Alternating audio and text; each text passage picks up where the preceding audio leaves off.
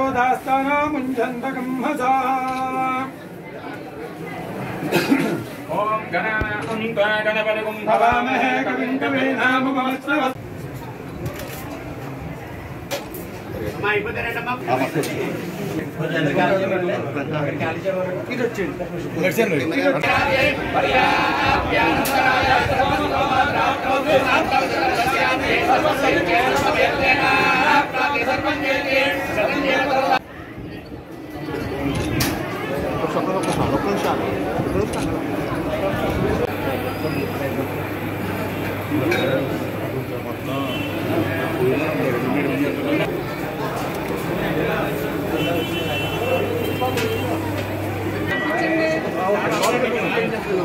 అయినవల్లి విద్యాధర స్వామి దర్శనం కోసం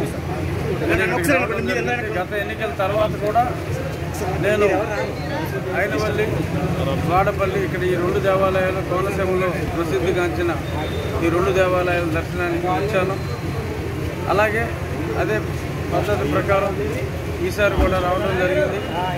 మళ్ళీ త్వరలో ఒక వారం అదే 2 వారాల తర్వాత ఎన్నికల ఫలితాలు వచ్చిన తర్వాత మళ్ళీ కోనసీమకి అమలాపురం వచ్చి మళ్ళీ వాడపల్లి అయినవల్లి ఈ 2 దేవాలయాలు దర్శించుకుంటాం.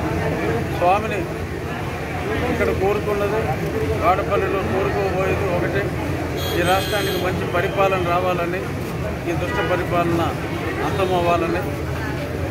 ఆ కోరిక తప్పకుండా నెరవేరుతుంది. అత్యధిక స్థానాలతో చంద్రబాబు నాయుడు గారు ముఖ్యమంత్రి కాబోతున్నారు. ఆ కోరిక అఫీషియల్గా నెరవేరిన తర్వాత మళ్ళీ తిరిగి ఈ స్వామిని దర్శించుకోవడానికి 20 రోజుల్లో 1 నెల లోపుగానే మళ్ళీ వచ్చి పునర్దర్శనం చేసుకుంటాను. పునర్దర్శన ప్రాప్తి కలగాలని కూడా కోరుకుంటాను. కేఏ పాల్ గారు కూడా చెప్పారు 175 వస్తాయని.